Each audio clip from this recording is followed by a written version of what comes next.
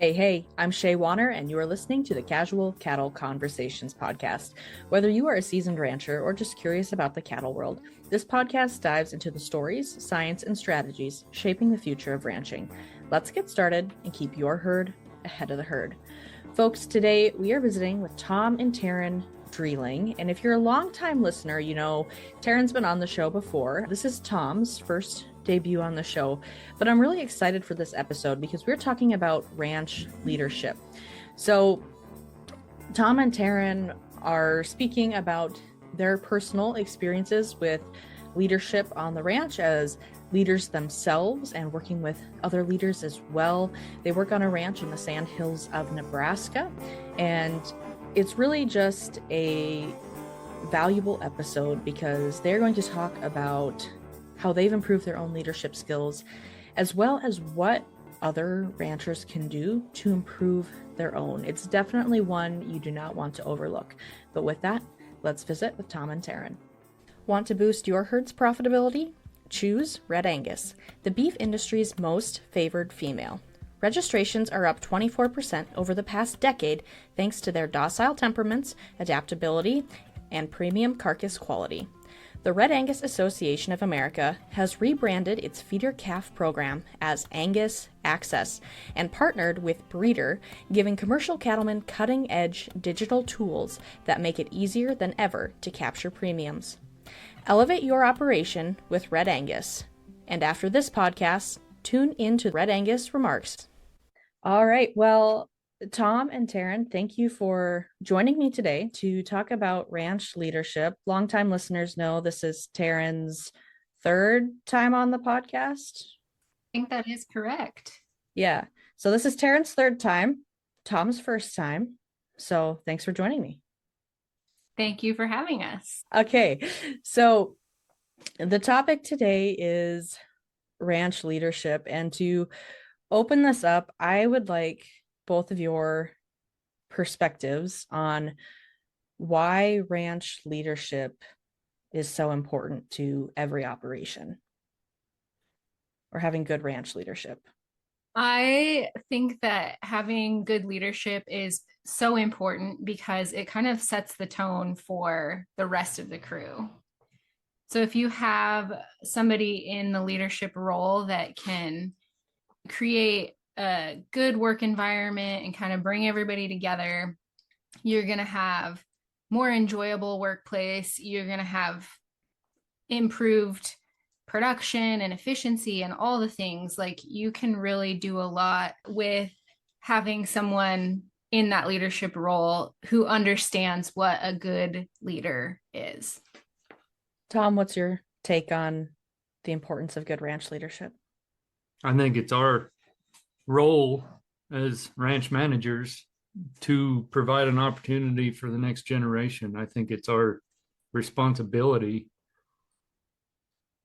for everybody to have an opportunity, regardless of what their background is. Now, I say that, but I've also been on the other end of that, where you get too many inexperienced guys or too few of good guys, quality guys, capable guys that can get things done.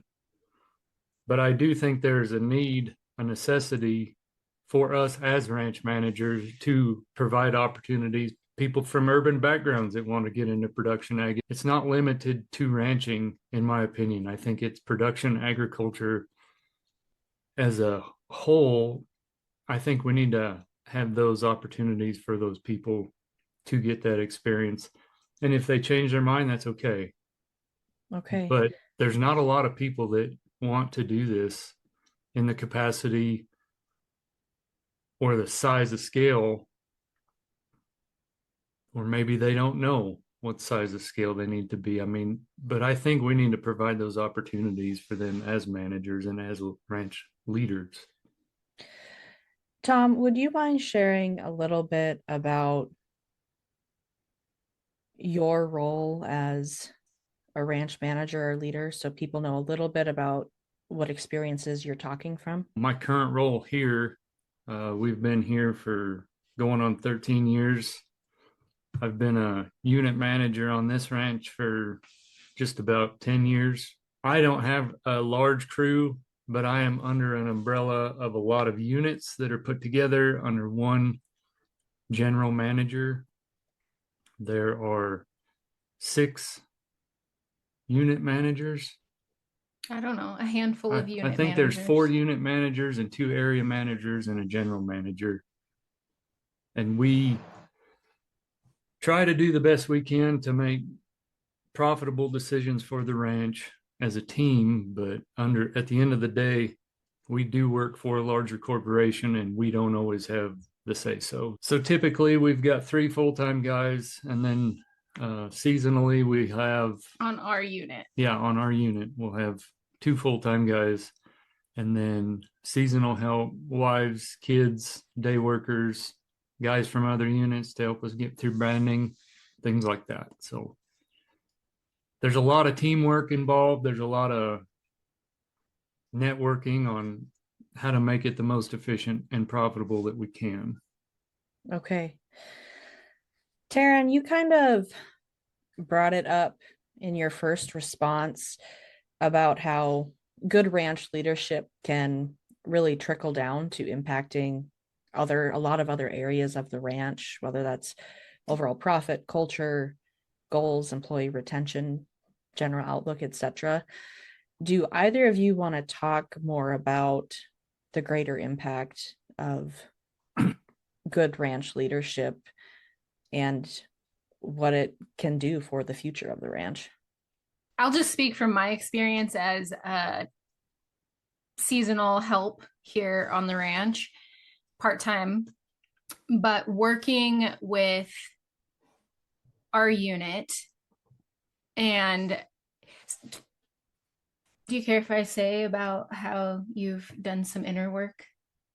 So when we first started here and Tom took over the unit manager position, there was definitely some communication hangups, I'll say.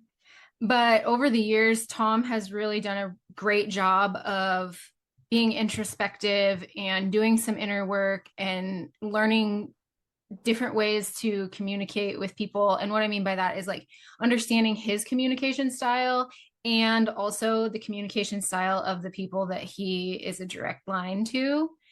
And watching that transformation has been really cool, and seeing how our unit is Tom, the 2 cowboys or herdsmen, whatever you want to call them, and then the wives and kids as part-time seasonal help. But I work a lot with Tom and the guys, and watching how the culture has shifted since we've all been working together. It's not just Tom doing the work. Everybody else is kind of doing it too, but it's like fun when we crew up. We enjoy working together. And that has been like, I love going to work and working with these guys. And I think that Tom modeling that for all of us, and also like us buying into it and doing some of our own work. Communication is always important, and inner work. So I appreciate you sharing that perspective. Tom, what thoughts do you have on the greater impact of ranch leadership that you'd like to share? I think just being transparent, try to be transparent in as many things as you can, but attitude is everything. And the tone that you come to work with and the tone that you interact with your employees sets the entire tone for your company as a culture. Now, whether you want it to be safety minded or you want it to be goal oriented, communication is key. I want to make decisions and I want to stick to those decisions. And if those decisions change, as they do in our system, I want to communicate those changes as quickly as possible without, if it's a good change or a bad change, I try very hard to stay unbiased. It's very difficult to do that. Some changes are great. Some changes are horrendous, but I try to stay in the middle so I'm not picking sides. Or it's very easy for me to get negative very quickly. That was kind of what I always drew towards, was angry. That was your default. That was my default for sure. And I tried very, very hard to mitigate that and remain unbiased. And so now I'm kind of working on my tone, my delivery. And I'm not going to lie to you, it's taken time. It's taken a ton of work. And if I have a couple of days to kind of roll it around in my head before I throw it out to my guys, that has made a lot of help too, or that has helped in a lot of ways too, because I can control my tone a little bit better. But as far as leadership, I want my guys to come home at the end of the day 100% healthy. They have their own life. I want to give them their responsibilities, let them know what those are, communicate that clearly, and then I want to do everything I can to leave those guys to do their job, but supply them with the ability and the tools to know I have their back. If you need something, call me. If you need a direction, call me. If you need a tool, call me. Let me know. I want you to succeed. I want you to win, but I also want you to have your own life. Since you've started doing that inner work and what sounds like have made a lot of progress, how have you seen the attitudes of the other employees shift on the ranch as well? So there's been changes that have been challenging for us recently, but prior to that, the work that I was doing for myself was extravagant enough that my boss saw it. And we saw that in profitability. We saw that in the motivation of our guys, the production of our herds, the way we interacted with the other units and the guys that are on those units. We were tip of the sword, and we continue to be tip of the sword because we challenge each other and we drive each other and we hold each other accountable. I hold my guys accountable to their responsibilities, and they hold me accountable to match their standards.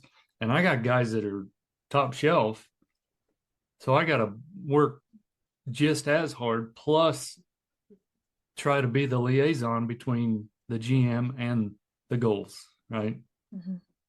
And outsider perspective, watching this transformation, I feel like you've done a really good job of providing an open forum. So if you say, we got to do this, this, and this, you open it up for conversation, like how to do it, because you always have an idea of how it should go, but you open it up so everyone feels like they can bring their ideas forward. That's not just the way we're going to do it. Like, you're open to ideas. Yes. I have a guy that is very outside of the box thinking. And sometimes the things that he comes up with are just incredible. I have another guy that is exceptional at execution. So if he gets the idea, he can roll with that idea. And it's fun to watch, and it's fun to be a part of. It makes what I enjoy going to work for, because I get excited about that. And I would put our team up against a lot of other places and a lot of other areas. Just the fact that just because we don't have the opportunity to have those family ties, we're not stuck in our ways. We're always challenging the status quo and how we can do it to fight the war on cost, but maintain that bottom line and work less. That is the goal. Hey folks, move cattle the modern way with At the Yards. At the Yards creates a win-win scenario for both ranchers and buyers. Ranchers gain more market control with the ability to feature their cattle on a nationwide platform in 24 hours or less with no hidden fees and streamlined bid notifications that come in via text.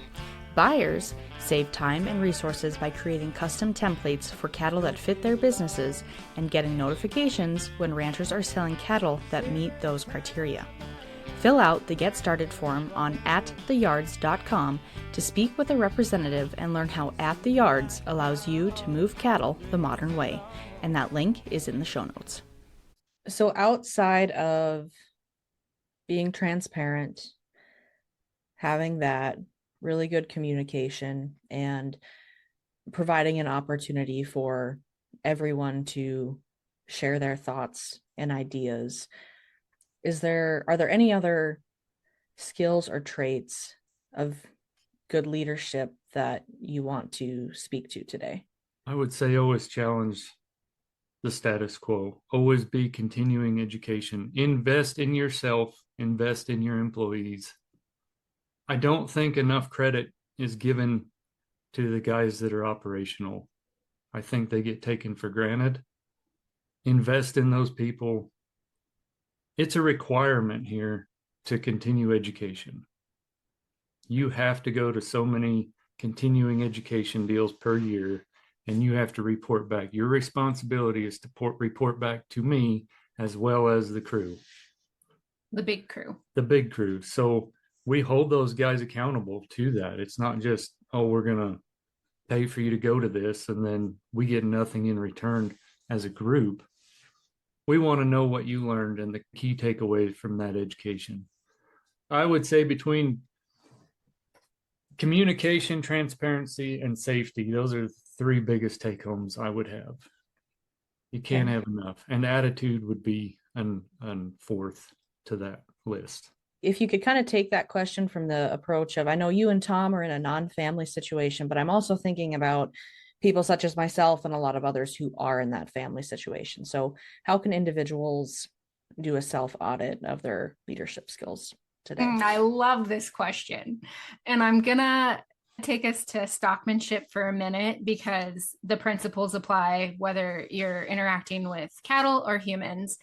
But in stockmanship, the first thing that we need to have to handle our cattle in a low stress manner is self-awareness. We need to be aware of our energy and what that is conveying to our animals. The second thing is social awareness. So we need to be aware of what our animals are telling us, and animals are really good at reflecting things back to us. They know if we come in and we've had a crappy day the day before and our energy is wrong, they will tell you, they'll show you. So I think it's easier with animals sometimes than it is with humans because they can't lie to us or hide things from us. But you might start there. Like, how are your animals reacting to you? If they're showing you signs of stress, check in with yourself and see what's going on. Did I come to this with big energy? Did I come to this angry? Did I come to this anxious about something? And then you can take it back to your human to human interactions and you can see how people respond to you and reflect back and see what's going on inside of you and use that as information. Like, okay, I did come into that a little bit hot. And the reason why is because this, and this happened yesterday, and I hadn't had a chance to fully process that.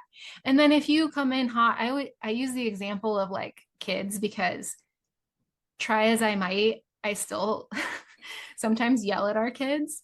And that's going to happen. Like, you're not going to have perfect communication all the time.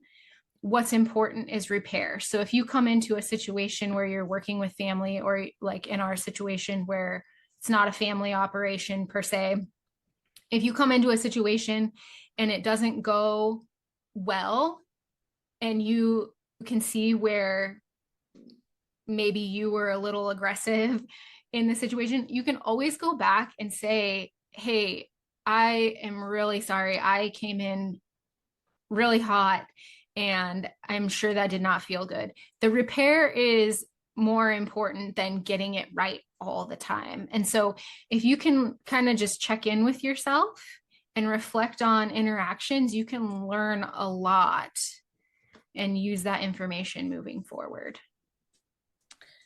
Once someone has become self-aware and been introspective on some of that, what's the value in asking others on their team how they can improve, what they'd like to see different, or maybe there are other questions they should ask? But can you speak to that?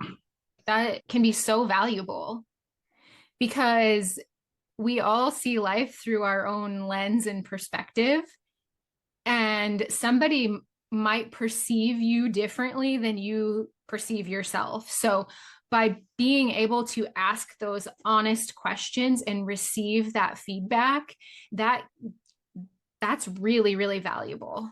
Well, I'd appreciate both your perspectives on this, but say there's either an employee or maybe that younger generation on the ranch who is desiring or maybe needs stronger leadership, but they don't feel that they're getting it. What can they do? I think continuing education. There's internship, there's programs, there's college degrees. From a family enterprise or whatever your situation is, you have to know what the goals are for that enterprise, whether it's family, corporate, whatever. I think the rules still apply. Everybody has to be on the same page. If the goal is you want this to be generational, then you have to invest in what that means. Does that mean we just do it this way until the market puts us out of it? Does this mean we grow? Does this mean we maintain and do the best we can? Set those goals, adjust your management to what those goals require to make those changes. Make those things happen. If it's, I want to grow, I want to bring on a different enterprise, go seek people, go talk to peers, go talk to resources, and make those changes happen. It's not really that much cost to find out those answers, to dive deeper into those ideas on what's next. How can we do it different? I come from a family deal, right? I love my family. There was no opportunity to make changes. And if that's the situation you're in, I chose to get out of it. I could not stay there. Sometimes that's the reality, and reality's tough sometimes. When you asked that question, I immediately went to what we recently told our daughter about playing junior high sports. She was talking about some negativity amongst the team, and we told her, you can be a captain on that team. You are a leader on that team. And she said, I'm not the captain. And I said, okay, yeah, you're not the captain who goes and flips the coin, but every person on the team has the opportunity to lead. So if you're not getting enough, like you want stronger leadership in whether it's the family operation or the organization you work for, you can foster some of that leadership within yourself by asking the right questions, opening lines of communication, providing positivity in a slew of negativity. Because I really do believe in the stockmanship phrase, good movement draws good movement, and good movement starts with us. And so if you start doing that slowly, it's not going to happen overnight, but slowly, your good movement, your good leadership will draw the good movement and good leadership from the people that you're working with.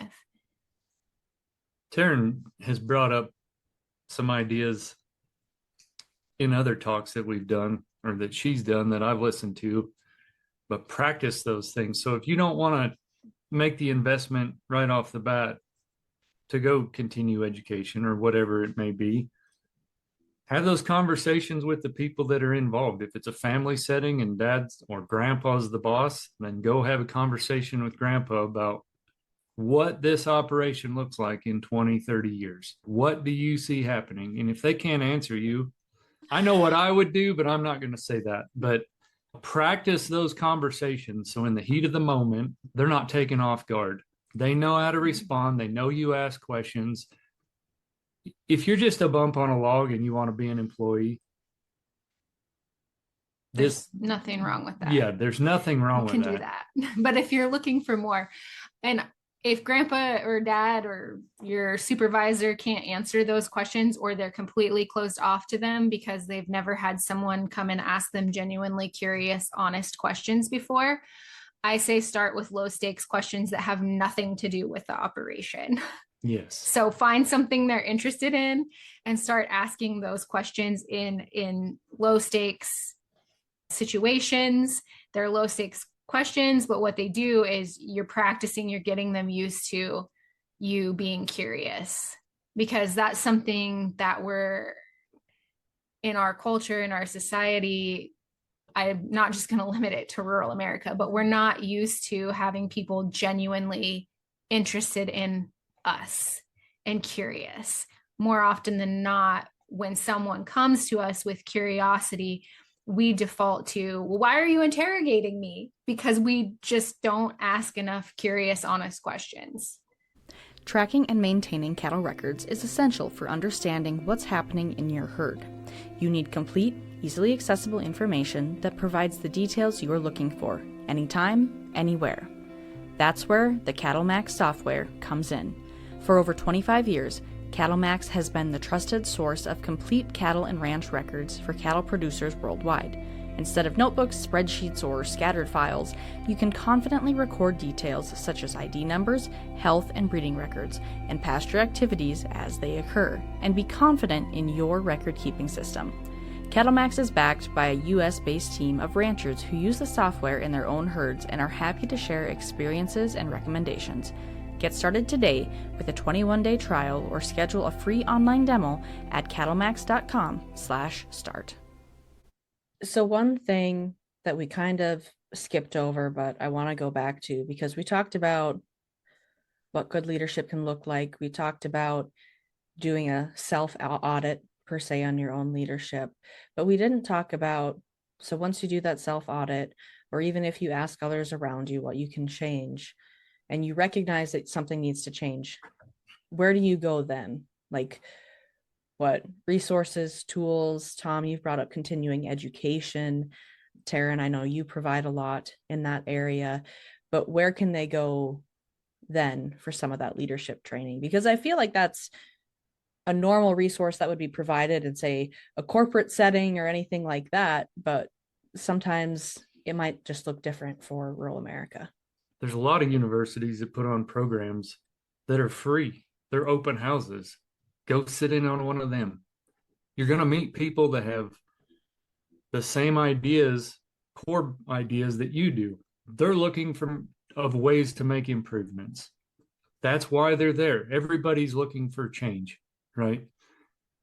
The people that are functioning at the university, they're there to provide you with new ideas, which means they're opening the door as well as the networking to interact with all these different people. And once those conversations start taking place, or once you start listening to those discussions, you're going to come up with more ideas, which leads to more questions, which leads to more opportunities to go find the answers to your questions. How do I make these changes?